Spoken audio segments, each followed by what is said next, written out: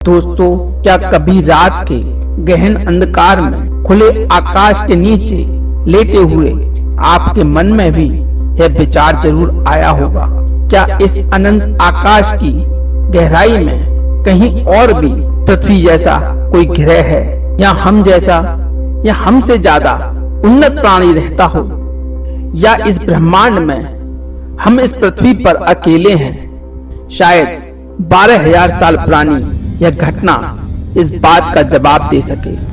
दोस्तों, सन 1938 में एक चीनी प्रोफेसर चीपू लेई अपनी टीम के साथ तिब्बत और चीन के बीच सीमा पर ब्यानकारा उल्ला के पहाड़ों पर खोज कर रहे थे।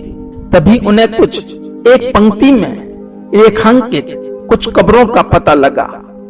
जब उन कब्रों को देखा गया तो उनमें केवल 4 फीट के आसपास के कंकाल मिले। उनमें जो खोपड़ी वाला हिस्सा था वो काफी बड़ा और विकसित आकार का था। उन कब्रों से कुछ दूरी पर एक गुफा भी थी। जब प्रोफेसर अपनी टीम के साथ उस गुफा में गए, जो देखा उसे देखकर दंग रह गए। वहां बहुत सी रॉक पेंटिंग्स थी जिसमें चंद्रमा, सूर्य, पृथ्वी और तारे थे और ब्रह्मांड के अनेक प्लैनेट्स को डॉट के रूप में दर्शाया गया था। तब ठीक से गुफा में छानबीन करने पर गुफा के फर्श पर मट्टी में दबी अनेकों पत्थरों की डिस्कें मिली, जो आज की सीढ़ी जैसी दिखती थी।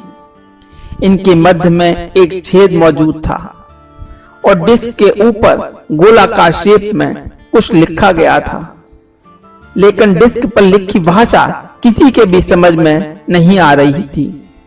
तब प्रोफेसर तेई ने अनेक भाषा विशेषज्ञों को अपने साथ लिया और इसे समझने की कोशिश करते रहे।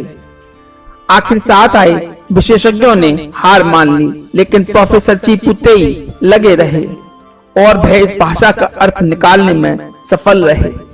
लेकिन उस भाषा को पढ़ने के बाद उनके सामने जो कहानी आई वो बहुत ही चौंकाने वाली थी। लेकिन चाइनीज साइंस ऑफ अकादमी ने इस कहानी को साइंस मैगजीन में पब्लिश करने से रोक दिया। लेकिन उसके बाद 1965 में उस गुफा की अच्छी तरह खोज करने पर उसमें से 716 डिस्क और पाए गए। तब सुमुतोई ने इस कहानी को निजी तौर पर पब्लिश करा दिया। उन पत्थरों में एक बड़ी ही रोचक और रहस्यमय घटना का वर्णन किया गया था। यह कहानी 12,000 साल पुरानी एक यूएफओ के बारे में थी, जो कि किसी ग्रह से इस पृथ्वी ग्रह पर आए थे, जो कि वह काराउला पर्वत पर दुर्घटनाग्रस्त हो जाते हैं और तब उस यूएफओ को उस पर्वत पर ही उतरना पड़ता है। और उस यूएफओ में मौजूद परग्रही जीव स्पेसशिप के दुर्घटनाग्रस्त हो जाने पर वह यहाँ से अपने ग्रह पर कभी भी वापस नहीं लौट सके। इस कहानी में यह भी उन्होंने लिखा है कि यहाँ की परिस्थितियों में वह ज्यादा दिन जीवित नहीं रह पाए।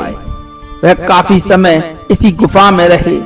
शायद उन्हीं परग्रही वासियों ने इस डिस्क को बनाया था। बाद में वह एक एक करके सभी मर गए।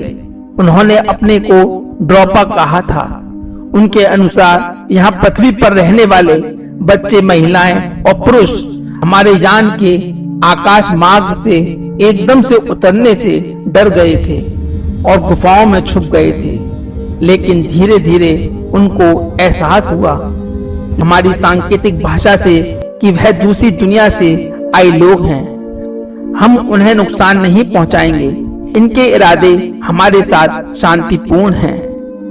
इस कहानी को प्रोफेसर चीपू तेई ने 1962 में एक पेशेवर पत्रिका में छपवा दिया।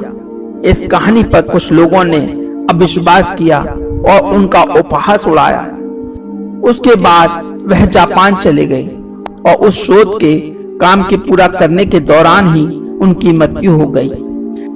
1968 में इन ड्रोपा स्टोन डिस्क को रूसी वैज्ञानिक अपने साथ ले गए। जब उन्होंने इस पर शोध किया तो कुछ चौंकाने वाला तथ्य सामने आया, जैसे उसमें कई अनजान मटेरियल थे।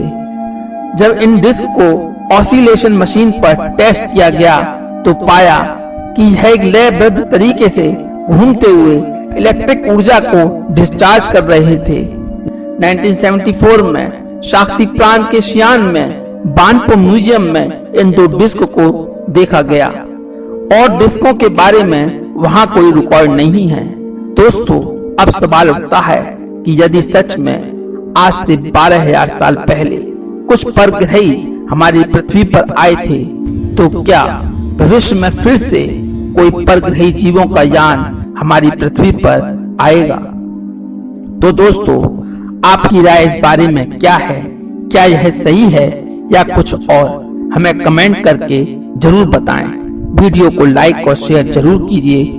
ज्ञान संहिता चैनल को देखते रहने के लिए सब्सक्राइब और बेल आइकॉन पर क्लिक कीजिए। अब आपसे मुलाकात होगी एक न्यू इंफॉर्मेटिव वीडियो के साथ। तब तक के लिए नमस्कार।